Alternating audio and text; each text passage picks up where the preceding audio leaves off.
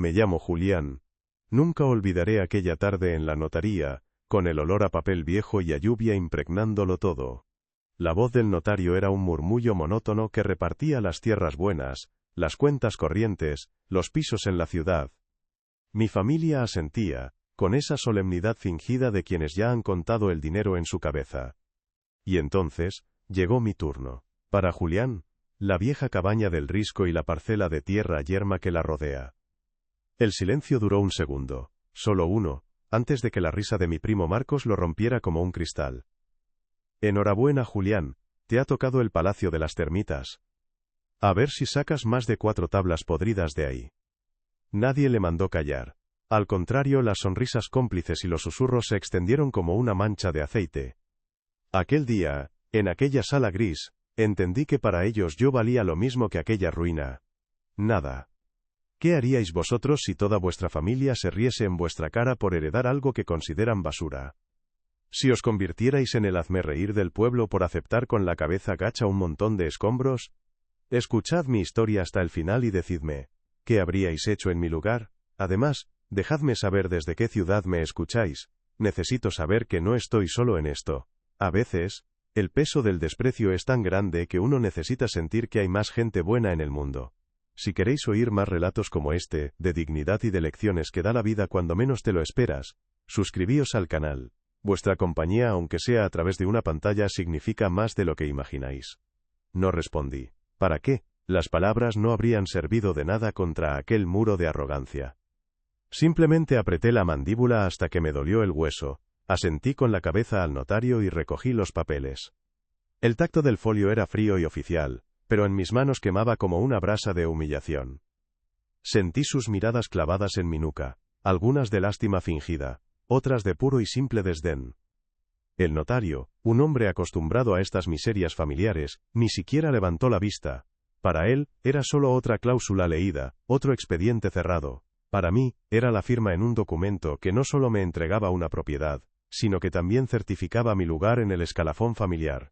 El último, el insignificante, el que se conforma con las sobras. Salí de allí, y la lluvia fina de Vallumbrío me recibió en la cara. Era una tarde gris, plomiza, que parecía reflejar el estado de mi alma. Caminé por la plaza del pueblo sin levantar la vista del suelo mojado, pero podía sentir los ojos de la gente desde las ventanas de las casas y desde la puerta del bar. Las noticias en los pueblos pequeños vuelan más rápido que el viento, y yo era la noticia del día. El tonto de Julián, el que había heredado el montón de piedras que su bisabuelo levantó en el risco, no sentía rabia, no al menos esa rabia caliente que te hace gritar. Lo que sentía era un frío profundo, una tristeza resignada que se me había instalado en el pecho hacía años, pero que aquel día había echado raíces más hondas. Al pasar por delante del bar, la puerta se abrió para dejar salir a un vecino y pude oír una carcajada y un fragmento de la conversación. El Palacio de las Termitas, dice Marcos, que le ha tocado. La puerta se cerró, cortando el sonido, pero la frase se quedó flotando en el aire húmedo, persiguiéndome. No me detuve. Seguí caminando, alejándome del centro del pueblo, en dirección al sendero cubierto de maleza que llevaba a mi herencia. Cada paso era una confirmación de mi soledad. No tenía a nadie. Mi Elena se había ido hacía 10 años y, con ella, se fue la única persona que veía el valor en mí, más allá del dinero o las tierras. Mientras subía la cuesta, con el barro pegándose a mis botas, una idea empezó a tomar forma en mi cabeza, una idea terca y silenciosa. Les demostraría a todos que se equivocaban. No sabía cómo, pero lo haría. Ellos no lo entienden, nunca lo han entendido. Creen que el valor de un hombre se mide por el grosor de su cartera, o por las hectáreas de tierra fértil que figuran a su nombre en el catastro. Mi vida nunca ha ido de eso. Nací con poco y aprendí pronto que lo único que vale es lo que construyes con tus propias manos, lo que levantas con el sudor de tu frente, y lo que defiendes con el corazón. Mis primos, con sus manos finas y sus trajes de ciudad, heredaron las tierras que dan fruto fácil. Yo heredé una memoria, un eco de lo que fui y de la gente a la que amé. Para ellos es una ruina. Para mí, es el último capítulo de una historia que se niega a morir, la mía. Mi oficio fue el de carpintero de ribera. Desde que era un muchacho, me pasaba el día en el pequeño astillero de la costa, con el olor a salitre y a madera de roble metido en los huesos. Aprendí a leer las vetas de la madera como si fueran las líneas de la mano, a saber cuál resistiría el embate de las olas, y cuál se quebraría al primer temporal. Mi padre, que también se dejó la espalda en ese astillero, me enseñó que cada clavo, cada corte, cada viga, debía llevar la marca del trabajo bien hecho. El sudor honrado, Julián, me decía, es el único patrimonio que nadie te puede quitar, y esa fue la única herencia que recibí de él, la más valiosa de todas. Y entonces llegó Elena. La conocí en una fiesta del pueblo, una noche de verano en la que el aire olía a hierba recién cortada.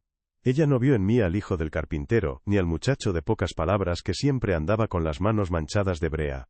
Vio algo más. Vio en mis manos callosas no la pobreza, sino la capacidad de crear, de construir, de proteger. Elena era como un faro en mi vida, una luz tranquila que me guiaba en la niebla. Con ella, el silencio no era soledad, sino compañía.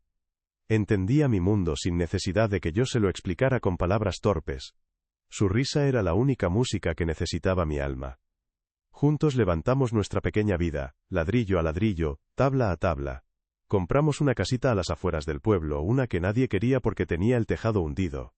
Durante meses, después de mi jornada en el astillero, trabajaba en nuestra casa hasta que la noche me vencía. Recuerdo el día que pusimos la primera ventana de verdad, una que no estaba tapada con plásticos. Elena se quedó mirándola, con los ojos brillantes, y me dijo, ahora ya entra la luz, Julián. Ahora esto es un hogar. No teníamos lujos, pero teníamos lo esencial. Respeto, cariño, y la certeza de que, pasara lo que pasara, nos teníamos el uno al otro. Eso valía más que todas las fincas de mis tíos juntas.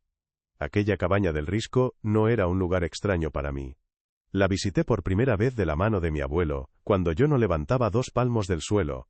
Él me señaló las enormes vigas de castaño que sostenían el techo y me dijo, mira, chaval. Esto lo levantó tu bisabuelo con sus propias manos cuando volvió de las Américas. Tiene buenos huesos esta casa, huesos fuertes. Me contó que el bisabuelo era un hombre duro, que había visto mundo y que volvió al pueblo sin más riqueza que el orgullo y la fuerza de sus brazos. La cabaña era su refugio, su fortaleza contra un mundo que no siempre le había tratado bien. Mi abuelo nunca me contó toda la historia. Hablaba del bisabuelo con una mezcla de admiración y tristeza, como si hubiera un secreto guardado bajo llave en su memoria. Decía que había vuelto arruinado y deshonrado, pero que era el hombre más íntegro que había conocido.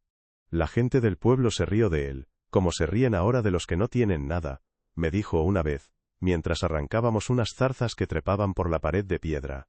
Pero él sabía algo que los demás ignoraban, que la verdadera riqueza no hace ruido. Aquellas palabras se me quedaron grabadas a fuego, aunque entonces no llegué a comprender todo su significado. El último recuerdo que tengo de la cabaña antes de aquel día en la notaría es con Elena. Fue poco antes de que la enfermedad empezara a robarle las fuerzas. Subimos una tarde de primavera, con el sol calentando las piedras y el olor a monte llenando el aire.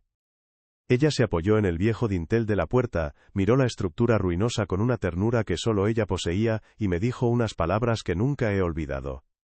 Tiene los huesos fuertes, Julián. Esta casa tiene un alma que espera. Para ella no eran solo maderas podridas y piedras cubiertas de musgo. Era una promesa, un lugar que había resistido el paso del tiempo y que, de alguna manera, nos estaba esperando. Luego vino la oscuridad. La enfermedad de Elena fue un ladrón silencioso que se fue llevando todo poco a poco. Primero su energía, luego su sonrisa, y finalmente nuestros ahorros. No me lo pensé 2 veces. Vendí el pequeño terreno que mi padre me había dejado en La Vega, el único trozo de tierra fértil que tenía a mi nombre, para pagar los tratamientos. Mis primos me dijeron que estaba loco, que estaba tirando mi futuro por la borda por una causa perdida. No les hice caso. ¿De qué sirve un futuro si no tienes con quién compartirlo? Cada céntimo que gasté fue un intento desesperado de comprarle un poco más de tiempo, un día más a su lado. Nunca se lo conté a nadie. Fue un sacrificio silencioso, una deuda de amor que pagué sin esperar nada a cambio. Cuando mis primos me veían seguir con mi mono de trabajo, con las manos agrietadas y la espalda cada vez más encorvada, seguro que pensaban que era un fracasado, un hombre que no había sabido prosperar. No sabían que mi mayor tesoro se estaba apagando en una cama de hospital y que yo habría vendido mi propia alma por salvarlo. La dignidad para mí no consistía en acumular, sino en cuidar lo que amas, aunque te cueste todo lo que tienes. Cuando Elena se fue, una parte de mí se fue con ella. El silencio de la casa se hizo insoportable. El trabajo en el astillero se convirtió en mi único refugio, Un lugar donde el esfuerzo físico acallaba el ruido de mi cabeza. Durante 10 años, mi vida fue una rutina de martillazos, serrín y soledad. Veía a mi familia prosperar, comprar coches nuevos, hacer viajes caros. Sus vidas eran un escaparate de éxito material. La mía era una historia de supervivencia silenciosa, de levantarme cada mañana y seguir adelante por pura inercia, por la promesa que le hice a Elena de no rendirme nunca. Por eso, cuando mi primo Marcos soltó aquella burla en la notaría, no me dolió por la cabaña. Me dolió porque en su risa estaba el desprecio a toda mi vida.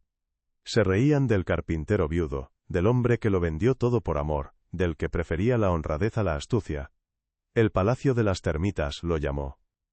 Y en ese momento, supe que no podía dejar que tuvieran la última palabra, no por orgullo ni por venganza, sino por Elena. Por mi abuelo. Por mi bisabuelo. Y por mí. Aquella herencia no era un montón de escombros, era una prueba de resistencia. Mi vida ha sido una sucesión de pequeñas victorias contra la adversidad. Recuerdo la primera vez que reparé el tejado de nuestra casa después de un temporal que arrancó la mitad de las tejas. Pasé 3 días subido a una escalera, bajo la lluvia, hasta que no quedó ni una sola gotera. Cuando bajé, empapado y muerto de cansancio, Elena me estaba esperando con un plato de sopa caliente.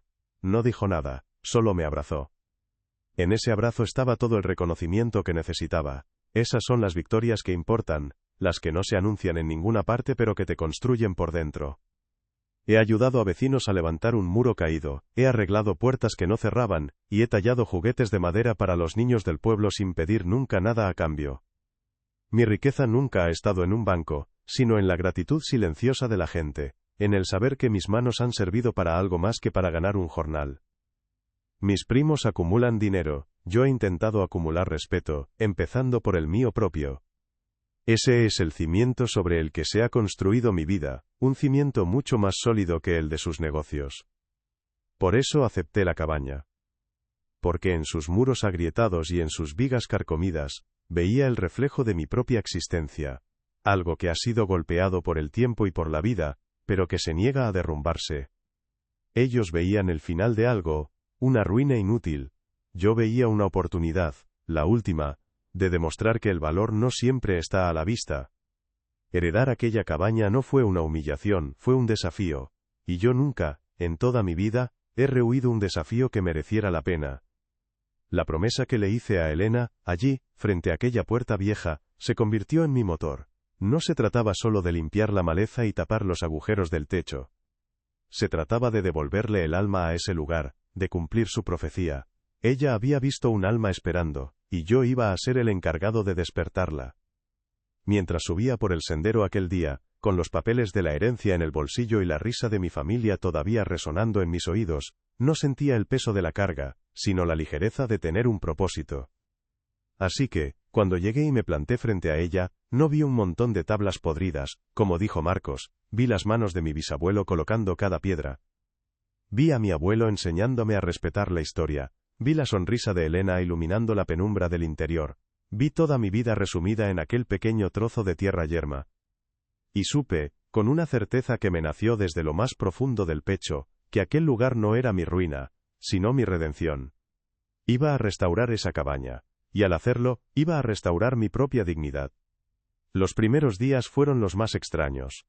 La noticia de mi herencia se había esparcido por Vallehumbrío como una plaga.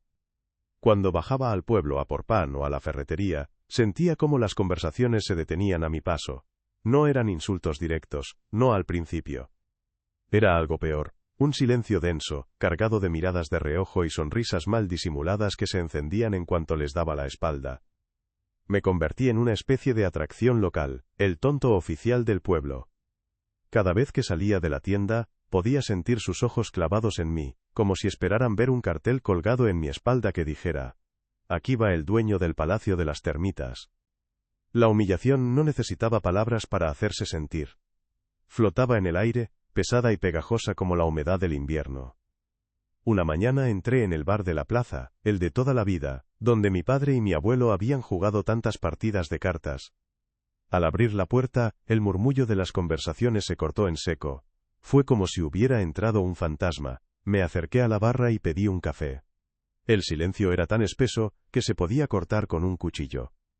Entonces, uno de los habituales, un hombre con el que había compartido escuela, soltó con una risa ahogada: «¿Qué pasa, Julián? ¿Vienes a invitarnos a una ronda con las ganancias de tus nuevas tierras?» Un par de risas nerviosas le siguieron. No respondí. Me bebí el café de un trago, sentí como el líquido amargo me quemaba la garganta, dejé la moneda sobre el mostrador y me fui. Nadie me dijo adiós. El encuentro más doloroso fue con mi primo Marcos, unos días después, en el mercado. Me vio de lejos y se acercó a mí con esa falsa familiaridad que siempre usaba. Puso su mano sobre mi hombro, una mano suave que nunca había conocido el callo de una herramienta, y me preguntó con un tono de fingida preocupación: «Oye, primo, ¿cuándo piensas empezar la demolición? Si necesitas ayuda para tirar abajo esa birria, avísame, yo mismo te traigo unas cervezas para celebrarlo». Lo dijo en voz alta, para que los que estaban en los puestos de al lado lo oyeran bien. Sentí como la sangre me subía a la cara, una oleada de calor y vergüenza. Me limité a apartar su mano de mi hombro y seguir mi camino, mientras su risa me seguía como una sombra. Subí a la cabaña y me puse a trabajar. Arrancar las zarzas que se habían comido las paredes de piedra, apuntalar la viga del porche que amenazaba con venirse abajo, limpiar el hollín de una chimenea que no había visto fuego en medio siglo. Cada tarea era un esfuerzo solitario. El único sonido era el del viento silbando entre los pinos y el de mis propias herramientas. Desde el risco, veía la vida del pueblo seguir su curso. Veía los coches pasar por la carretera, a los vecinos trabajando en sus huertas. Estaba tan cerca, y, sin embargo, me sentía como si estuviera en una isla desierta. Nadie se desvió de su camino para subir a ver qué hacía. Nadie ofreció una mano. Era como si aquella colina fuera una frontera invisible que me separaba del resto del mundo. Un día, mientras bajaba por la calle principal, vi a un viejo conocido caminando en mi misma dirección, a unos 20 metros por delante. Era Antonio, un hombre con el que había trabajado codo con codo en el astillero durante años. Apreté el paso para saludarle, para intercambiar aunque fuera un par de palabras amables. Me vio por el rabillo del ojo. Lo sé porque vi cómo su paso se volvía más lento, dubitativo. Y entonces, sin ninguna razón aparente, cruzó a la acera de enfrente, fingiendo un súbito interés por el escaparate de la mercería cerrada. Ese gesto, esa cobardía silenciosa, me dolió más que cualquier burla directa. Entendí que no solo era el tonto del pueblo, sino también el apestado. Los susurros se convirtieron en apodos. Ya no era Julián, el carpintero, era el loco del risco. Lo oía en fragmentos de conversaciones que se llevaba el viento, en los comentarios de las mujeres que volvían de la compra. Ahí va el loco del risco, gastando sus últimos duros en esa ruina. Las miradas de lástima se hicieron más evidentes, más condescendientes. Me miraban como se mira a un animal herido que no sabe que su fin está cerca. Sentían pena por mí, pero era una pena teñida de desprecio, la clase de pena que te hace sentir aún más pequeño e insignificante.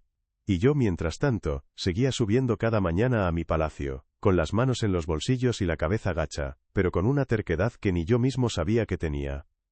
La prueba definitiva de mi exclusión llegó con las fiestas de San Juan. Todos los años los vecinos del barrio organizaban una cena comunal en la plaza. Siempre había ido, incluso después de la muerte de Elena. Era una forma de sentirme parte de algo. Pero ese año, nadie me avisó. Nadie llamó a mi puerta. Me enteré porque vi las luces y oí la música desde mi casa. Me asomé a la ventana y vi a todo el mundo allí, riendo, comiendo, celebrando. Vi a mis primos, a mis tíos, a los que se reían de mí en el bar. Estaban todos, menos yo.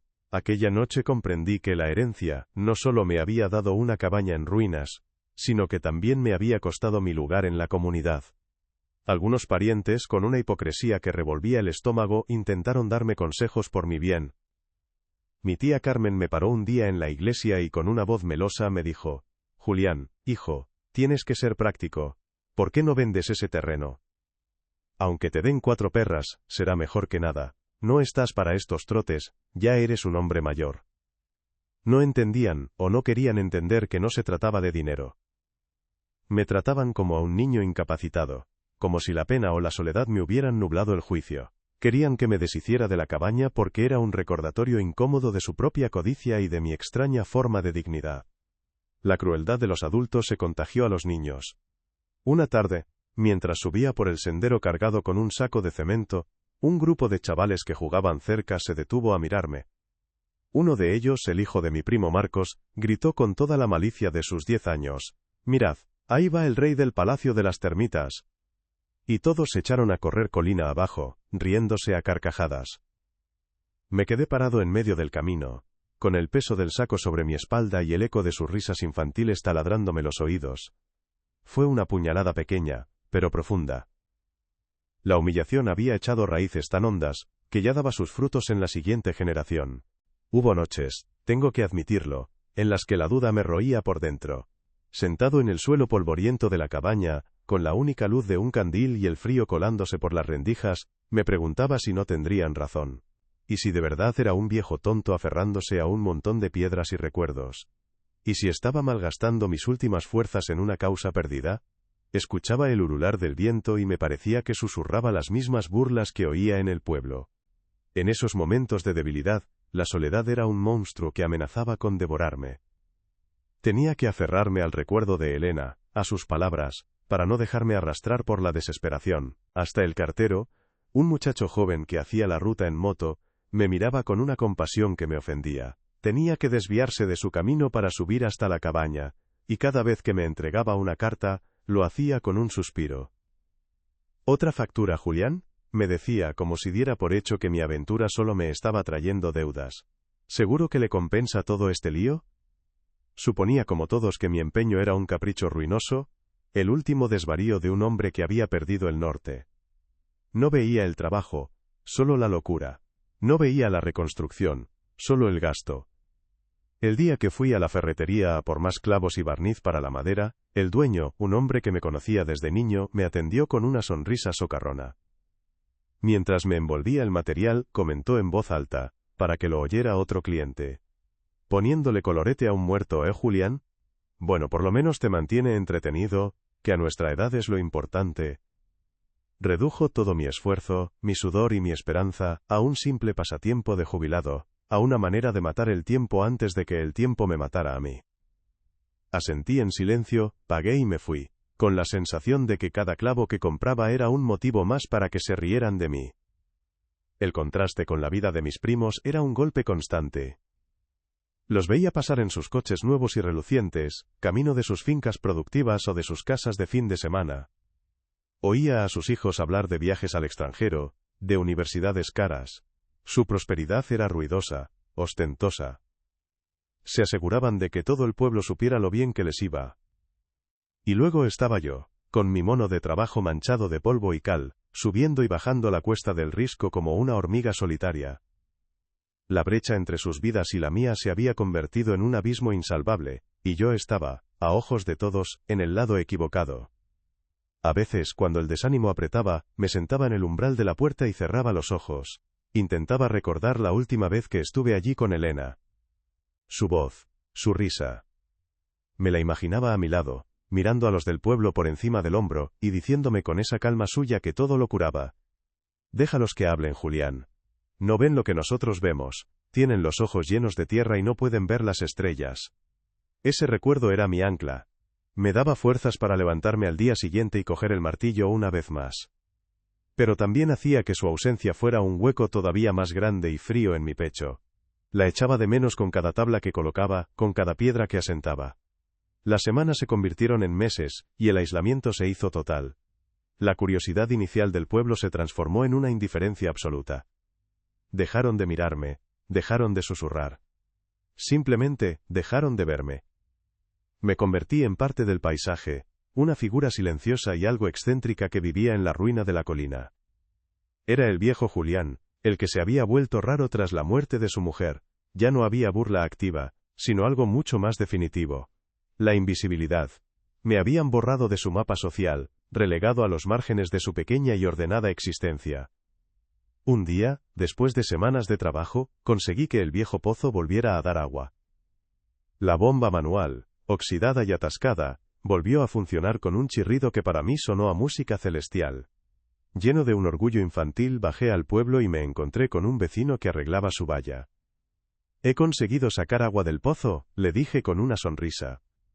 Él me miró sin interés, asintió con la cabeza y dijo, «Ah, qué bien», antes de volverse para seguir con su tarea, cambiando de tema al instante para hablarme de la mala cosecha de patatas de ese año.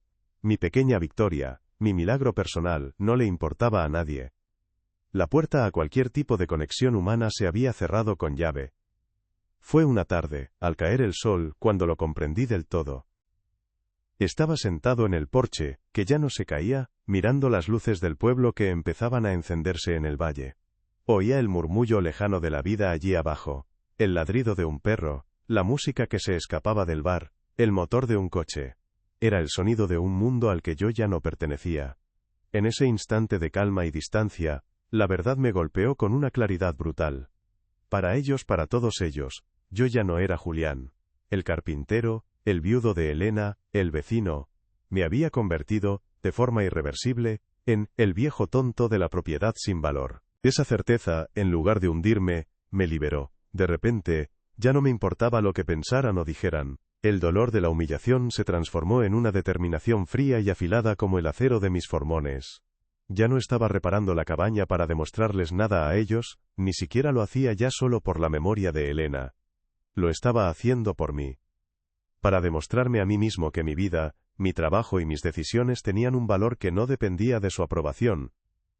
Su desprecio me había aislado, sí, pero también me había dado un propósito inquebrantable. Iba a levantar aquella casa piedra a piedra, aunque fuera lo último que hiciera en esta vida.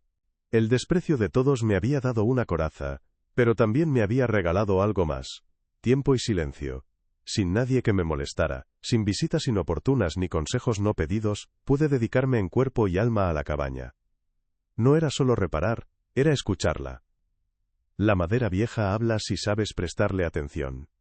Y fue mientras restauraba la pared del fondo del dormitorio principal, la que daba al norte, cuando lo noté. Había una sección de tablas de castaño, oscuras por el tiempo y el humo, cuyo patrón no seguía la lógica del resto. Las vetas estaban cortadas de una forma extraña, y la unión entre ellas era demasiado perfecta, casi invisible. Para un ojo inexperto, no era nada. Para un carpintero que se ha pasado la vida leyendo la madera, era una firma, una puerta secreta. No dije nada a nadie. ¿A quién se lo iba a decir? Me pasé 2 días enteros observando esa pared, tocándola, midiendo con la mirada. No quería usar la fuerza bruta. Mi bisabuelo, quienquiera que fuese en realidad, no habría hecho una chapuza. Aquello estaba diseñado para ser descubierto con ingenio, no con una palanqueta. Recordé las lecciones de mi padre en el astillero, cómo nos enseñaba a encontrar los puntos débiles y los mecanismos ocultos en las viejas embarcaciones. Al tercer día, con el corazón latiéndome en la garganta como un martillo desbocado, encontré la clave, una pequeña tabla, casi un nudo en la madera, que no estaba clavada sino encajada a presión. Haciendo palanca con la punta de mi formón más fino, cedió con un chasquido seco. Detrás, había un hueco oscuro y un olor a cerrado, a tiempo estancado. Metí la mano con cuidado, sintiendo el frío de la piedra y las telarañas. Mis dedos tropezaron con algo metálico y pesado. Lo saqué a la luz del atardecer que se colaba por la ventana recién reparada. Era una pequeña caja de plomo, sin adornos, sellada con una soldadura tosca pero eficaz. No había oro ni joyas, no esperaba tal cosa. Mi familia nunca había sido de tesoros de cuentos de hadas, pero el peso de la caja me decía que lo que había dentro era importante. Pasé toda la noche abriéndola con un cuidado casi religioso, limando la soldadura poco a poco, con el miedo de dañar lo que guardaba en su interior. Cuando por fin se abrió la tapa, el contenido me dejó sin aliento, no por su brillo, sino por su significado. Eran documentos. Papeles amarillentos pero increíblemente bien conservados, protegidos por el plomo de la humedad y del tiempo. Había títulos de propiedad, un acta de fundación de una compañía minera llamada La Plateada de Potosí, y un fajo de cartas atadas con una cinta de cuero. La fecha de los documentos era de hacía 120 años. Y en ellos, 2 nombres figuraban como socios fundadores al 50%. Mi bisabuelo, Íñigo Rivas, y el bisabuelo de mi primo Marcos, Fernando Galarza. Mi corazón se detuvo por un instante. Leí las cartas a la luz de un candil, una por una, eran la crónica de una traición. Mi bisabuelo escribía a su esposa desde Bolivia, hablando de una veta de plata tan rica que cambiaría sus vidas para siempre. Hablaba de su socio, Fernando, como de un hermano. La última carta era desesperada. Hablaba de un derrumbe en la mina, de cómo Fernando le había insistido para que inspeccionara una galería inestable. Él se negó por un mal presentimiento y, al día siguiente, su socio había desaparecido, junto con los papeles de la sociedad. Había vuelto a España para buscarlo, pero Fernando ya había regresado al pueblo, contando la historia de que Íñigo había muerto en el derrumbe, y que él era el único heredero de la empresa. De repente todo encajó. La vergüenza de mi bisabuelo, su regreso arruinado y deshonrado. No estaba arruinado, le habían robado. No estaba deshonrado, le habían traicionado. La gente del pueblo se rió de él porque creyeron la versión del ladrón, del hombre que volvió con los bolsillos llenos y una historia trágica que contar. Y mi bisabuelo, sin más pruebas que su palabra contra la riqueza repentina de su ex-socio, se retiró a esta cabaña, escondió los únicos documentos que probaban la verdad, y murió de unas fiebres antes de poder hacer justicia. El secreto no se perdió, simplemente se quedó dormido entre estas paredes, esperando. Ahora entendía las palabras de mi abuelo: la verdadera riqueza no hace ruido. No se refería a la humildad, se refería a esto. Él no sabía la historia completa, pero sospechaba algo. Sabía que la riqueza de la otra rama de la familia tenía un origen turbio, y que nuestra pobreza era, en realidad, una forma de decencia. Por eso me traía aquí de niño, por eso me hablaba de los huesos fuertes de esta casa. No se refería solo a las vigas de castaño, sino al fundamento moral sobre el que se construyó. Me estaba dejando un mapa, una pista que solo yo, con mi amor por este lugar y mis conocimientos de la madera, podría descifrar. Y yo, como un idiota, había aguantado sus burlas. El Palacio de las Termitas, qué ironía. Estaban viviendo una vida de lujo construida sobre el robo y la mentira, mientras se reían de mí por heredar el único pedazo de verdad que quedaba en toda la familia. La rabia que sentí no fue caliente ni explosiva. Fue un frío glacial, una calma terrible. Dejé los papeles sobre la mesa de pino que acababa de restaurar y salí al porche. Miré las luces de Valleumbrío allá abajo, la casa de mi primo Marcos, la más grande de todas, y por primera vez en mucho tiempo, no sentí ni una pizca de humillación. Sentí poder. No les iba a decir nada. ¿Para qué? ¿No quería su perdón? ¿No quería su dinero de vuelta de rodillas? Quería algo mucho más satisfactorio. Justicia silenciosa. La misma justicia silenciosa que mi bisabuelo no pudo tener. Proteger este secreto era mi deber. Se lo debía a él, a mi abuelo, y a Elena, que vio el alma de esta casa sin saber el tesoro que guardaba. Ellos, con su codicia, habrían vendido los papeles al mejor postor, o habrían montado un escándalo en el pueblo. Yo no. Yo iba a honrar la memoria de mis antepasados de la única manera que sé, con trabajo, paciencia y estrategia. Al día siguiente, con los documentos guardados en un lugar seguro, cogí el autobús a la ciudad. No fui a un banco local ni a un abogado del pueblo. Fui a una biblioteca y pasé horas investigando. La Plateada de Potosí ya no existía con ese nombre. Pero su rastro no era difícil de seguir para quien sabe buscar. Se había fusionado, había sido absorbida, había cambiado de nombre una y otra vez, hasta convertirse en lo que hoy es Global Mines Corp., uno de los mayores conglomerados mineros del mundo, con sede en Londres y operaciones en 5 continentes. La familia de mi primo Marcos aún poseía un paquete de acciones considerable, pero era solo una fracción de lo que les habría correspondido si la sociedad original se hubiera mantenido. El valor de lo que tenía en mis manos era incalculable, no eran 4 perras, como decía mi tía. Era una fortuna que podía cambiar el destino de todo el pueblo, de toda la comarca. Las acciones originales de mi bisabuelo, sumadas a 120 años de dividendos no reclamados, intereses y derechos de expansión, representaban una participación en la empresa que haría temblar sus cimientos. No era cuestión de reclamar una mina en Bolivia, era cuestión de reclamar mi lugar como uno de los principales accionistas de un gigante multinacional. La idea era tan vertiginosa que tuve que sentarme en un banco del parque para poder respirar. Pero el dinero era secundario, lo importante era la verdad. La riqueza de mis parientes, esa que exhibían con tanta arrogancia, estaba manchada de sangre. O al menos, de la tierra de una tumba falsa. Su prosperidad se había construido sobre la ruina de mi linaje, y yo, el carpintero viudo y solitario, el tonto del risco, tenía en mis manos el poder de demoler su castillo de naipes con un solo soplido. Pero no lo haría así. No les daría el gusto de una confrontación, mi venganza, si es que se le puede llamar así, sería mucho más elegante.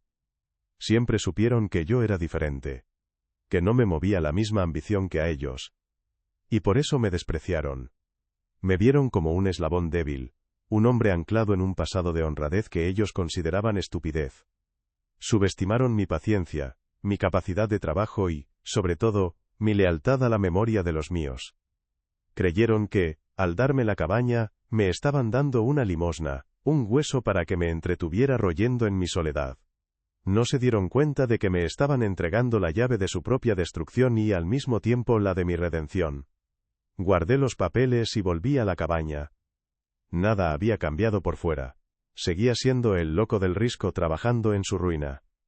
Pero por dentro yo era otro hombre. Cada martillazo que daba, cada tabla que clavaba, ya no era un acto de desafío, sino de construcción de mi futuro. Estaba levantando mi fortaleza, mi verdadero palacio, no el de las termitas, sino el de la dignidad recuperada. Y lo hacía en silencio, a la vista de todos, mientras ellos seguían con sus vidas, ignorantes del cataclismo que se cernía sobre sus cabezas. Mi plan empezó a tomar forma esa misma noche. Contactaría con el mejor bufete de abogados de Madrid, especializado en derecho mercantil internacional. Les presentaría las pruebas. El proceso sería largo y discreto. No habría filtraciones, no habría dramas de pueblo. Un día, simplemente, recibirían una notificación oficial de un despacho de abogados de la capital, o quizás de Londres. No entenderían nada al principio.